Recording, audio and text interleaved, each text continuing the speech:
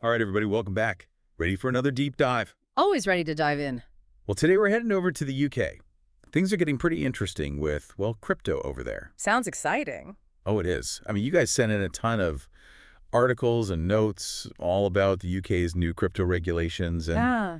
well, let's be honest, it can be a little overwhelming, right? Yeah, there's definitely a lot going on, lots to keep track of. Exactly. So that's why we're here.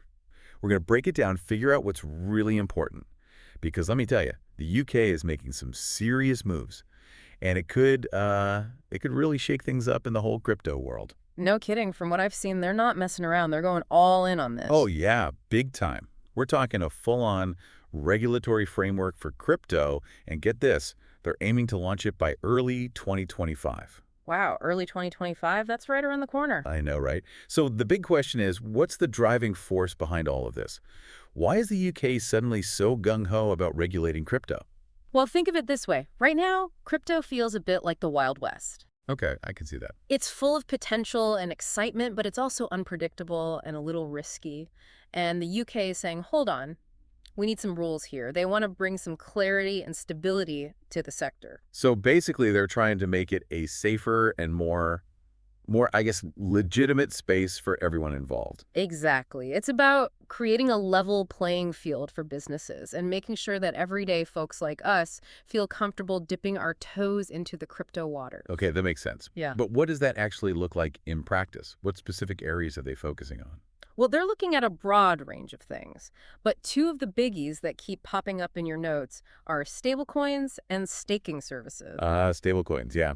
Those are the ones that are supposed to be, like, pegged to a regular currency, right? Like the British pound. Right. It's like having a cryptocurrency that always holds a steady value.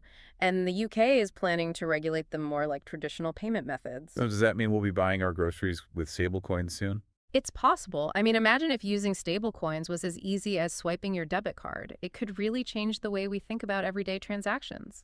And what about staking services? I always hear about staking, but honestly, I'm not 100% sure I understand what it is. Staking is basically a way to earn rewards with your crypto. You lock up your crypto for a certain period, and in return, you get rewarded for helping to secure the network. So like earning interest on your crypto. Yeah, kind of like that. Hmm. There are different models for this, like proof of stake or DeFi lending, but the basic idea is the same. And here's the interesting part. The UK is proposing that staking shouldn't be treated as a collective investment scheme. And what does that mean? Why is that significant? It means that staking will likely face less stringent regulations, potentially making it easier for people to get involved. Oh, so it's like they're trying to strike a balance between regulation and encouraging innovation. Exactly. And it's not just happening in a vacuum. The UK is definitely taking cues from what's happening elsewhere, particularly in the EU with their MiCA framework. Oh yeah, MiCA. Isn't that like a single set of rules for crypto across the entire EU? Exactly. All 27 EU countries are on board with MiCA. And while the UK is no longer part of the EU, they seem to be aligning with a lot of MiCA's principles.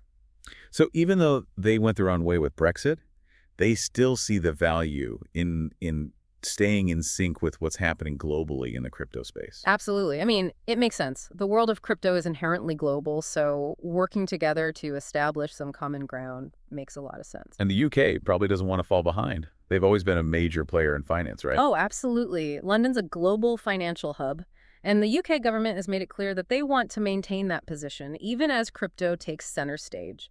In fact, some even see the potential for the UK to become a global leader in the crypto space. Wow, so they're aiming high. But how do they plan on pulling that off? Well, one of the key things that comes up in a lot of these articles you sent is this idea of finding the right balance between fostering innovation and protecting consumers. Yeah, I can see how that would be a challenge. Yeah. Too much regulation, and you risk stifling innovation.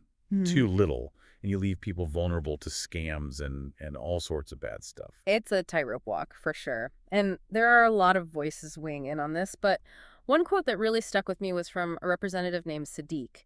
He emphasized the importance of clarity, especially when it comes to stablecoins and how they relate to traditional currencies. That makes sense. If I know exactly how a stablecoin is linked to the pound, I'm going to feel a lot more comfortable using it. Right. Clarity is key, not just for consumers, but for businesses and regulators as well. It helps everyone understand the rules of the game and play fairly. Well, this has been a fascinating deep dive. It's clear that the UK is taking crypto seriously, and they're not afraid to make bold moves.